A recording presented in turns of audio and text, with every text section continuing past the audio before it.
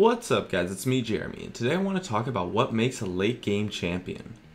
Now for each champion it all comes down to two things: how your items scale and how you scale versus your opponent's items. A champion that is powerful in the late game will scale well in both categories. Ideally, you want to have your items scale exponentially upon themselves, and you want your opponent's items not to be able to shut you down. Let's take an example of each scenario. The first concept is having your items scale exponentially upon themselves. This is very clear within any 80 carries build. All of the stats of attack speed, attack damage, and critical strike all scale extremely well into the late game because they scale immensely off of each other. Not only does a Phantom Dancer give you attack speed, but that attack speed becomes more powerful because of the attack damage and critical strike chance from your Infinity Edge, and the same logic applies to the rest of the items. When your items scale exponentially off of themselves, they scale extremely well into the late game. The next concept is having your opponent's items not being able to shut you down.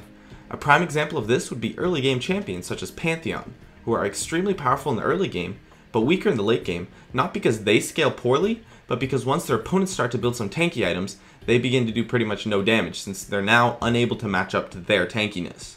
When your opponent's becoming tanky is something that you cannot keep up with in your item build, unless you're extremely fed, that is scaling poorly in comparison to your opponent's items.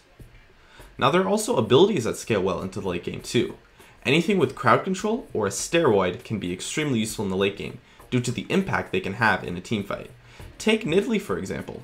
Her lack of crowd control allows her to fall off just a bit during the late game, but not as much relative to other champions since she does scale very well with items.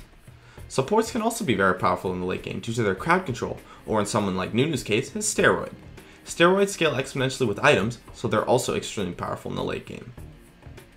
So, by analyzing kits and item builds, you should be able to fairly easily tell whether or not a champion scales well into the late game. My name has been Jeremy, and that is it for my video. I'd love it if you could support me with a like, or join me on my North American chat room Gaming Curios, which I am always in when I go online. Please subscribe for more awesome content in the future if you enjoyed this video, and I'd love it if you could follow me on Facebook or Twitter, for which I will have links in the description. As always, thanks for watching, and I'll see you guys next time.